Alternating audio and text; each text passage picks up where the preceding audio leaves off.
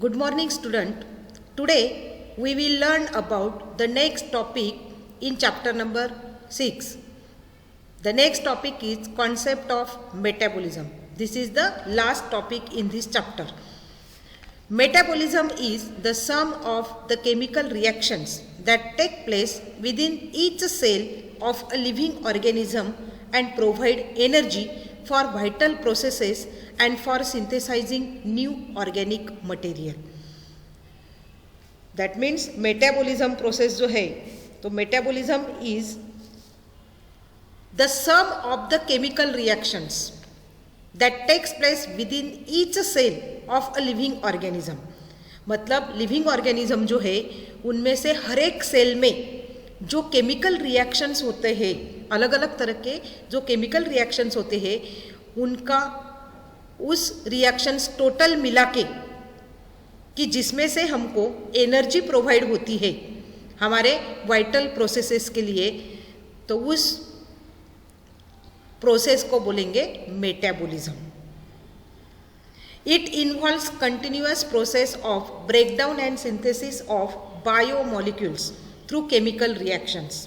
देखो उसमें क्या क्या इन्वॉल्वमेंट है, किसका इन्वॉल्वमेंट है. It involves continuous process. एक कंटिन्यूअस प्रोसेस है कि जिसमें कुछ जो केमिकल कंपाउंड्स है, कॉम्प्लेक्स कंपाउंड्स, उनका ब्रेकडाउन होता है और कुछ जो सिंपल कंपाउंड्स है उससे कॉम्प्लेक्स मॉलिक्यूल्स फॉर्म होते हैं. तो ये दोनों जो प्रोसेसेस है ब्रेकडाउन और सिंथेसिस का, तो ये दोनों ये केमिकल रिएक्शंस थ्रू होते हैं और ये कंटिन्यूअस प्रोसेस है. Each of the metabolic reaction results in a transformation of biomolecules. देखो each of the metabolic reaction, ये जो सब हर एक मेटाबॉलिक रिएक्शन जो है तो it results in a transformation of biomolecules. मतलब बायोमॉलिक्यूल्स का क्या होता है, उसमें ट्रांसफॉर्मेशन होता है. Most of these metabolic reactions do not occur in isolation but are always linked with some other reactions. देखो कुछ रिएक्शंस ऐसे होते हैं metabolic reactions, they do not occur in isolation but they are always linked with some other reactions. In living systems, cells are work centers, whereas metabolism involves two following types of pathways. देखो sales जो है तो उसको sales को क्या बोलेंगे, living system में जो है या फिर लिविंग ऑर्गेनिजम्स में जो सेल्स है तो उसको हम बोलेंगे वर्क सेंटर्स, क्योंकि cell it is the structural and functional unit of life. Hence it is the work centers in these work centers the metabolism process can be takes place, and this process involves two types of pathways. It involves two types of pathways. These metabolic pathways are catabolic pathway and anabolic pathway. This is the catabolic pathway and this is anabolic pathway. Then the first one is called as catabolic pathways. First one जो है तो वो क्या है, catabolic pathways. This pathways leads to formation of simpler structure from a complex biomolecules. देखो catabolic pathway जो है तो इधर देखो फिगर में ये कैटाबोलिक पाथवेज दिखाया है. कैटाबोलिक पाथवेज में क्या होता है कि जो सिंपलर स्ट्रक्चर जो है तो उससे कॉम्प्लेक्स स्ट्रक्चर जो है तो ये कॉम्प्लेक्स स्ट्रक्चर से सिंपल स्ट्रक्चर फॉर्म होता है कैटाबोलिक पाथवेज में. तो ये इधर दिखाया है कैटाबोलिक पाथवेज. तो ये जो कार्बोहाइड्रेट्स है, कार्बोहाइड्रेट्स से हमको क्या मिलता है, शुगर मॉलिक्यूल्स हमको मिलते हैं, मतलब सिंपल फॉर्म में कन्वर्शन होता है.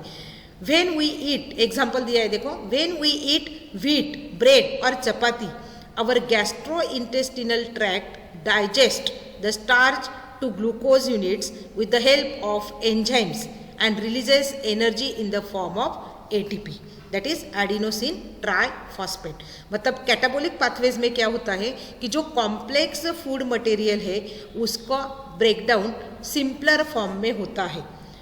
इधर फॉर एग्जांपल में दिया है, हम हर रोज जो खाना खाते हैं तो उस खाने में क्या क्या यूज करते हैं, व्हीट, गेहूँ, ब्रेड, पाव, चपाती, ब्रेड और चपाती, पाव या रोटी हो तो वो हम हमारे दररोज के खाने में, सुबह शाम के खाने में हमको यूज करना पड़ता है या फिर खाना पड़ता है।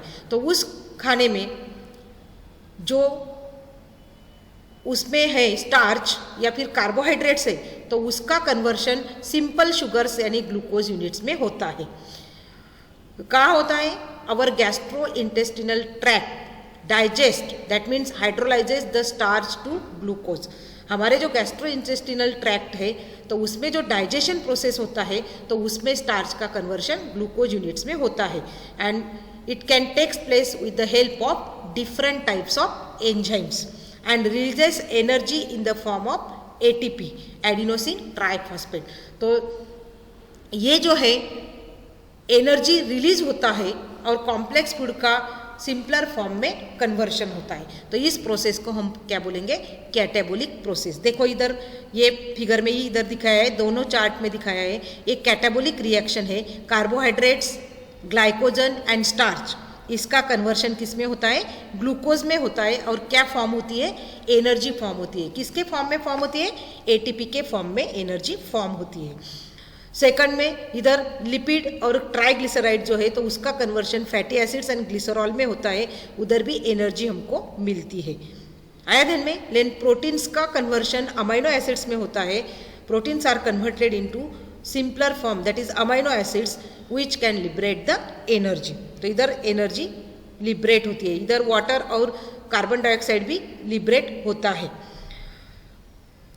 ऑल्सो इधर यूरिया जो है तो ये यूरिया भी इधर प्रोड्यूस होता है प्रोटीन्स का जब कन्वर्शन अमाइनो एसिड्स में होता है। तो ये पूरा पाथवे जो है ये कैटाबोलिक पाथवे। इधर भी दिखाया है कार्बोहाइड्रेट का शुगर में कन्वर्शन होता है यानी ग्लूकोज, फैट्स का फैटी एसिड और ग्लिसरॉल में कन्वर्शन होता है ग्लाइकोलिसिस प्रोसेस द्वारा। ये इधर दिया है एसिटिल CoA, मतलब ये नीचे का पाथवे जो है वो एनाबॉलिक पाथवे है। प्रोटीन्स का कन्वर्शन अमाइनो एसिड्स में इधर होता है और फिर यूरिया जो है तो ये यूरिया इधर प्रोड्यूस होता है। तो इसी तरह ये कैटाबोलिक पाथवे है। तो उसके रिवर्स में क्या होगा? एनाबोलिक पाथवे होगा। Anabolic pathway is called biosynthetic pathway. देखो इसको क्या बोलेंगे हम? बायोसिंथेटिक पाथवे, क्योंकि इधर क्या होता है सिंपलर फॉर्म जो है तो उसका कन्वर्शन कॉम्प्लेक्स फॉर्म में होता है। तो ये biosynthetic pathway that involves formation of a more complex biomolecules from a simpler structure. देखो सिंपलर स्ट्रक्चर जो है तो उसमें से मोर कॉम्प्लेक्स बायोमॉलिक्यूल्स तैयार होते हैं या फिर सिंथेसाइज होते हैं, इसलिए इसको बोलेंगे बायोसिंथेटिक पाथवेज। एग्जाम्पल दिया है synthesis of glycogen from glucose and protein from amino acids. देखो इसमें रिवर्स प्रोसेस होती है, ग्लूकोज का कन्वर्शन किस में होता है? ग्लाइकोजन में होता है और अमाइनो एसिड्स का प्रोटीन में होता है। दिस पाथवेज कंज्यूम एनर्जी, इसमें क्या लगता है? एनर्जी इसमें लगता है, मतलब एनर्जी इधर यूज होता है। तो ये नीचे का जो है ये एनाबोलिक पाथवे है। ये देखो ग्लूकोज का कन्वर्शन किस में होता है? ग्लाइकोजन और स्टार्च, ग्लाइकोजन और स्टार्च में होता है। तो ये पाथवेज जो है for synthesis of RNA and DNA, RNA या DNA की सिंथेसिस के लिए ये पाथवे है। लैक्टेट इधर फर्मेंटेशन होता है, पायरुवेट है, ये ग्लाइकोलिसिस प्रोसेस होती है और ये इधर ग्लूकोज का कन्वर्शन या फिर एक्स्ट्रा ग्लूकोज हो तो उसका कन्वर्शन ग्लाइकोजन या फिर स्टार्च में होता है। तो ये एनाबोलिक पाथवे है कि जिसमें हमको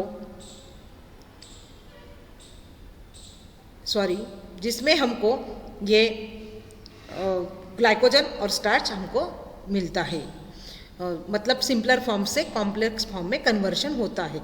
वैसे ही फैट जो है तो उसका जो एसिटिल कोएंजाइम A है तो फैटी एसिड्स जो है तो उसमें से फॉस्फोलिपिड्स और फैट्स जो है तो ये उसमें से मिलता है। वैसे ही अमाइनो एसिड्स जो है तो synthesis for substrates for amino acid synthesis, तो इसमें से जो है तो सिट्रिक एसिड साइकिल जो है तो इसमें से वापस अमाइनो एसिड्स का कन्वर्शन प्रोटीन्स में हो जाता है। तो इधर भी देखो, इधर भी ये एनाबोलिक रिएक्शन से इधर दिया है ग्लूकोज का कन्वर्शन ग्लाइकोजन में है, ये ग्लूकोज है और एनर्जी इधर लगता है, इसलिए ये एनर्जी इधर दिखाया है। ग्लिसरॉल और फैटी एसिड्स इसमें भी एनर्जी रिक्वायर्ड रहता है, उसमें से क्या मिलता है हमको? ट्राइग्लिसराइड्स हमको मिलता है। देन अमाइनो एसिड्स जो है तो एटीपी जो है वो एटीपी इधर लगता है तो उसमें से हमको क्या मिलता है, प्रोटीन्स मिलता है। तो ये जो दो पाथवेज है मेटाबॉलिज्म में, कैटाबोलिक पाथवेज और एनाबोलिक पाथवेज। देन नेक्स्ट जो है मेटाबॉलिक पूल। मेटाबॉलिक पूल जो है, तो metabolic pool means what, it is a collective term for all of the substances involved in the metabolic process in a biological system. Metabolic pool, it is a collective term for all of the substances involved in the metabolic process in a biological system. Metabolic pools are within cells and refers to the reservoir of molecules upon which enzymes can operate. देखो ये metabolic pool जो है तो it is the reservoir of biomolecules. Biomolecules के reservoir जो है तो उसको हम क्या बोलेंगे, मेटाबॉलिक पूल। तो it is the reservoir of biomolecules in the cell on which enzymes can act to produce useful products as per the need of the cell. मतलब सेल जो है तो सेल को जिसकी आवश्यकता है, जिस प्रोडक्ट की आवश्यकता है, यूजफुल प्रोडक्ट की आवश्यकता है, तो वो यूजफुल प्रोडक्ट्स जो है तो वो प्रोड्यूस होता है एंजाइम के एक्शन में, वो यूजफुल प्रोडक्ट्स प्रोड्यूस होता है। तो वैसे रिजर्वायर जो है तो उस रिजर्वायर को क्या बोलेंगे हम, मेटाबॉलिक पूल। उसको हम बोलेंगे metabolic pool. The concept of metabolic pool is significant in cell biology. देखो ये कॉन्सेप्ट जो है मेटाबॉलिक पूल का वो किस में सिग्निफिकेंट है, सेल बायोलॉजी में। Because it allows one type of molecule to change into another type. मतलब एक टाइप का मॉलिक्यूल है उसमें चेंज होके दूसरे टाइप का मॉलिक्यूल हमको उससे मिलता है। इसीलिए सेल बायोलॉजी में जो है तो ये मेटाबॉलिक पूल जो है तो ये कंसेप्ट उसमें इंपॉर्टेंट है। Carbohydrates can be converted to fats and vice versa. देखो इसीलिए कार्बोहाइड्रेट्स का कन्वर्शन किस में होता है, फैट्स में होता है, और फैट्स का कन्वर्शन वाइस वर्सा मतलब फैट्स का कन्वर्शन वापस कार्बोहाइड्रेट्स में हो सकता है। तो इसीलिए सेल बायोलॉजी में जो कंसेप्ट है मेटाबॉलिक पूल तो ये इम्पॉर्टेंट है या फिर उसको सिग्निफिकेंट कहा गया है। Catabolic chemical reactions of glycolysis and Krebs cycle only provide ATP but also makes available metabolic pool of biomolecules that can be utilized for synthesis of many important cellular components. देखो catabolic chemical reactions जो है glycolysis का और Krebs cycle का, तो उसमें क्या होता है, this provides ATP, only provide ATP but also makes available metabolic pool of biomolecules that can be utilized for synthesis of many important cellular components। कि जो many important cellular components के synthesis में ये जो metabolic pool है ये utilize होते हैं। The metabolites can be added or withdrawn from this pool according to the need of the cell। देखो ये जो metabolites है तो ये metabolites या तो फिर ऐड होते हैं या फिर उसमें से निकाल दिए जाते हैं, जैसे सेल को आवश्यकता है, सेल को जिस चीज़ की आवश्यकता है तो वो ऐड कर लेता है मेटाबोलाइट्स, और जिस चीज़ की आवश्यकता ना हो तो फिर उसमें से मेटाबोलाइट्स निकाल के रख देता है। तो ऐसा प्रोसेस जो है। और metabolites means what, metabolites it is a substance formed in और नेसेसरी फॉर मेटाबॉलिज्म। मतलब मेटाबॉलिज्म प्रोसेस के लिए जो सब्सटेंस नेसेसरी है उसको हम बोलेंगे metabolites. The balance between catabolism and anabolism maintain homeostasis in the cell as well as in the whole body. देखो ये जो बैलेंस है कैटाबॉलिज्म और एनाबॉलिज्म, ये दोनों प्रोसेस में जो बैलेंस है तो वो क्या मेंटेन करता है, it can maintains the homeostasis. Homeostasis मैंने बताया कि होमियोस्टेसिस मीन्स व्हाट, तो homeostasis means it is the ability to maintain a relatively stable internal state that persist despite changes in the world outside.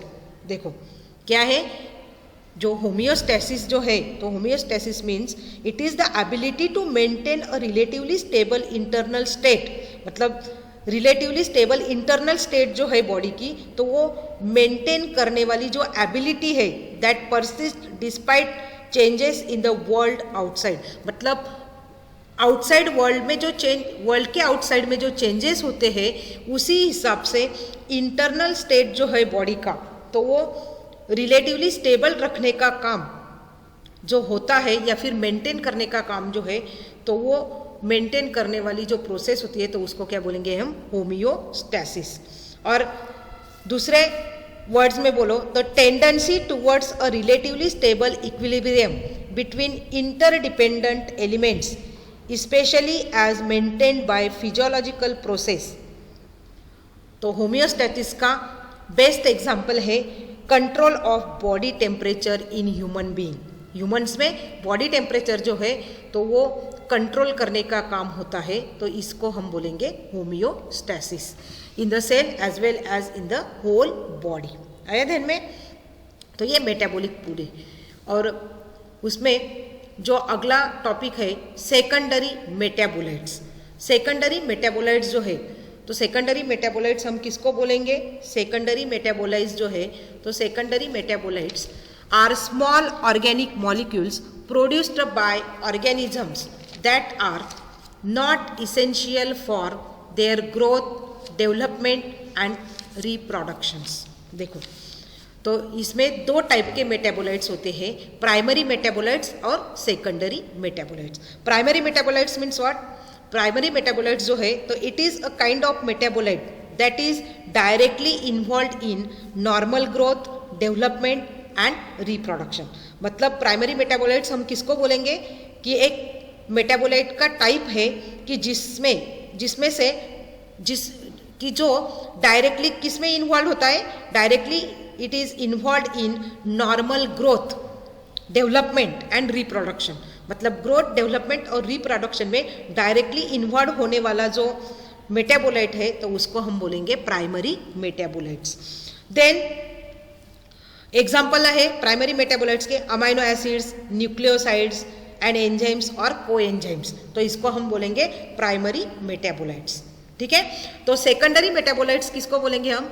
कि जो growth, development और reproduction में जिसकी जरूरत नहीं है तो उसको हम बोलेंगे सेकेंडरी मेटाबोलाइट्स। तो secondary metabolisms are small organic molecules produced by organisms that are not essential for their growth, development and reproduction।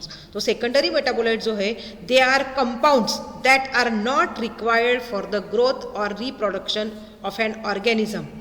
मतलब ऐसे compounds है secondary metabolites, ऐसे compounds है कि जो जिसकी जरूरत नहीं है, कहाँ? ग्रोथ और रिप्रोडक्शन में, ऑर्गेनिज्म के ग्रोथ और रिप्रोडक्शन में जिसकी जरूरत नहीं है वैसे कंपाउंड्स है, but they are produced to confer a selective advantage to the organism. पर उससे क्या होता है? ऑर्गेनिज्म को एक सिलेक्टिव एडवांटेज मिलता है, या फिर ये जो प्रोड्यूस करते हैं उसमें से ऑर्गेनिज्म को एडवांटेज मिलता है, तो इसीलिए इसको बोलेंगे सेकेंडरी मेटाबोलाइट्स। आया ध्यान में? Several types of, for example है इर्गॉट, अल्केलॉइड्स और एंटीबायोटिक्स। एंटीबायोटिक्स जो है तो ये सेकेंडरी मेटाबोलाइट्स है। Secondary metabolites, several types of bacteria, fungi and plants produce secondary metabolism. देखो सेकेंडरी जो सेवरल टाइप्स ऑफ बैक्टीरिया हो, फंगाई हो और प्लांट्स हो, तो वो क्या प्रोड्यूस करते हैं? सेकेंडरी मेटाबोलिज्म या फिर मेटाबोलाइट्स प्रोड्यूस करते हैं। Secondary metabolites can be classified on the basis of chemical structure. देखो ये सेकेंडरी मेटाबोलाइट्स जो है तो ये उसका क्लासिफिकेशन है किसके बेसिस पे? On their chemical structure. Chemical structure के बेसिस पे उसका क्लासिफिकेशन होता है। फॉर एग्जाम्पल दिया है secondary metabolites containing rings, sugar. देखो रिंग्स या फिर शुगर, कॉम्पोजिशन विथ और विदाउट नाइट्रोजन। कॉम्पोजिशन के बेसिस पे है, उसमें नाइट्रोजन है या उसमें नाइट्रोजन नहीं है। Their solubility in various solvents, मतलब कुछ कुछ सॉल्वेंट्स में वो सोल्यूबल होते हैं, कुछ कुछ सॉल्वेंट्स में वो सोल्यूबल नहीं होते। मतलब उसका सोल्यूबिलिटी कैसा है, ये सॉल्वेंट्स में वो सोल्यूबल है या फिर इनसोल्यूबल है। और the pathways by which they are synthesize, और पाथवेज है तो they can be synthesize. For example दिया है फिनिल प्रोपेनॉइड प्रोड्यूसेस टैनिन्स। देखो फिनिल प्रोपेनॉइड्स जो है तो उसमें से क्या हमको मिलता है, टैनिन्स हमको मिलता है। A simple way of classifying secondary metabolites includes 3 main groups. और एक सिंपल क्लासिफिकेशन है सेकेंडरी मेटाबोलाइट्स का, तो इट इंक्लूड्स 3 मेन ग्रुप्स। तो पहला ग्रुप है उसमें टर्पेन्स, दूसरा है फिनोलिक्स और तीसरा है नाइट्रोजन कंटेनिंग कंपाउंड्स। तो टर्पेन्स जो है तो made from mevalonic acid that is composed mainly of carbon and hydrogen. Mevalonic acid जो है मीन्स क्या, it is a key organic compound in biochemistry. Biochemistry में एक की ऑर्गेनिक कंपाउंड जो है तो वो क्या है, mevalonic acid that is composed mainly of carbon and hydrogen. किससे बनता है, कार्बन और हाइड्रोजन से बनता है, तो ये टर्पेन्स है। सेकंड है phenolics, made from simple sugars containing benzene rings hydrogen and oxygen. देखो फिनोलिक्स जो है तो वो किससे तैयार होते हैं, ये सिंपल शुगर से, which containing benzene rings hydrogen and oxygen.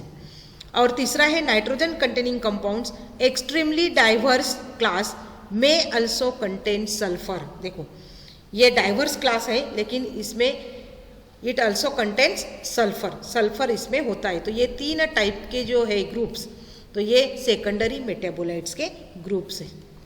ठीक है, तो ये लास्ट टॉपिक है economic importance of secondary metabolites. तो एक secondary metabolites from natural sources have made a significant contribution for millennia। millennia मतलब क्या, सदियों से चली आ रहे, a period of 1000 years it is called as millennia, it is called as millennia, सदियों से या फिर a period of 1000 years। मतलब सेकेंडरी मेटाबोलाइट जो है तो जो नेचुरल सोर्सेस से हमको मिलता है, मतलब बैक्टीरिया हो, फंगाई हो या फिर प्लांट्स हो, तो ये सदियों से चलते आ रहे हैं, मतलब सदियों से हमको ये मिलता आ रहा है secondary metabolites. In modern medicine drugs develop from secondary metabolites have been used to treat infectious diseases, cancers, hypertension and inflammation. देखो ये जो मेटाबोलाइट्स है तो इन मॉडर्न मेडिसिन, तो मेडिसिन जो है मॉडर्न मेडिसिन में तो ये जो ड्रग्स डेवलप होते हैं फ्रॉम सेकेंडरी मेटाबोलाइट्स, मतलब सेकेंडरी मेटाबोलाइट्स से क्या डेवलप होते हैं या फिर क्या बनाते हैं, ड्रग्स। तो वो कहाँ यूज़ होते हैं, it can be use to treat the infectious diseases, मतलब जिससे हमको इन्फेक्शन होता है तो उस इन्फेक्शियस डिसीजेस में ये सेकेंडरी मेटाबोलाइट्स ड्रग्स में यूज किए जाते हैं। मतलब जो एंटीबायोटिक्स गोलियां वगैरह हमको मिलती है खाने के लिए, सर्दी हो, खांसी हो या फिर कुछ कैंसर हो या फिर हाइपरटेंशन हो या फिर इन्फ्लेमेशन हो, बॉडी में सूजन हो, तो उस तरह के डिसीज़ में या फिर उस तरह के जो हमको डिसऑर्डर्स होते हैं तो उसमें ये सेकेंडरी मेटाबोलाइट से तैयार हुए ड्रग्स जो है तो ये यूज करते हैं। सेकंड इम्पॉर्टेंस है morphine. Morphine was the first alkaloid isolated from plant Papaver somniferum. It is used as pain reliever and cough suppressant। देखो मॉर्फिन जो है, मॉर्फिन अफीम का सत्व या फिर अफूचा अर्क, अफूक जो है तो ये अफू का अर्क जो है तो ये अफू का अर्क जो है तो ये यूज करते हैं किसमें, ड्रग्स बनाने में। तो ये ड्रग्स कहाँ से मिलता है हमको, कहाँ से, ये फर्स्ट अल्केलॉइड है जो कहाँ से आइसोलेट होता है, फ्रॉम प्लांट पैपेवेर सोमनिफेरम, इससे ये आइसोलेट होता है। और ये कहाँ यूज होता है, it can be used as pain reliever, मतलब पेन रिलीवर जो है तो ये पेन रिलीवर में, और कफ सप्रेसेंट, सप्रेसेंट जो है तो खांसी कम करने के लिए ये काम आता है, अफू का अर्क, तो ये यूज होता है। Secondary metabolites like alkaloids nicotine and cocaine and the terpenes cannabinol are widely used for recreation and stimulation. देखो रिक्रिएशन के लिए और स्टिम्युलेशन के लिए कौन कौन के सेकेंडरी मेटाबोलाइट्स है, ये सब अल्केलॉइड्स है. निकोटीन हो, कोकीन हो, या फिर टर्पेन्स हो, या फिर कैनाबिनॉल हो, तो ये सब रिक्रिएशन और स्टिम्युलेशन में काम आते हैं. Flavours of secondary metabolites improve our food preference. देखो जो फ्लेवर्स है तो वो फ्लेवर्स की वजह से सेकेंडरी मेटाबोलाइट्स में जो फ्लेवर्स होते हैं तो उसके वो क्या इम्प्रूव करते हैं, अवर फूड प्रेफरेंस, हमारे फूड प्रेफरेंस में इम्प्रूवमेंट होती है. Characteristics flavours and aroma of cabbage and its relatives are caused by nitrogen and sulfur containing chemicals. Glucosinolates protect these plants from many pests. देखो characteristic flavors मतलब and aroma, जो ये characteristics flavors है और aroma जो है cabbage का, तो और इसके रिलेटिव्स जो है तो उसको ये नाइट्रोजन और सल्फर उसमें रहता है.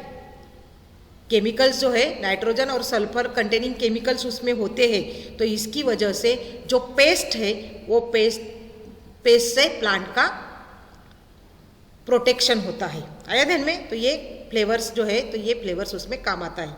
Tannins are added to wines and chocolate for improving astringency. देखो टैनिन्स जो है तो ये ऐड होते हैं, किसमें ऐड होते हैं, वाइन्स और चॉकलेट में, फॉर इम्प्रूविंग एस्ट्रिंजेंसी. एस्ट्रिंजेंसी मतलब what, astringency the property of causing skin cells और other body tissues to contract, slight acidity और बिटरनेस ऑफ टेस्ट और स्मेल. तो ये जो है तो इसको बोलेंगे हम एस्ट्रिंजेंसी. लास्ट है, since most of secondary metabolites are having antibiotic properties, they are also used as food preservatives. देखो जो most of the secondary metabolites है तो ये उसमें क्या होता है, एंटीबायोटिक प्रॉपर्टीज होता है, इसलिए ये फूड प्रिजर्वेटिव्स में यूज करते हैं.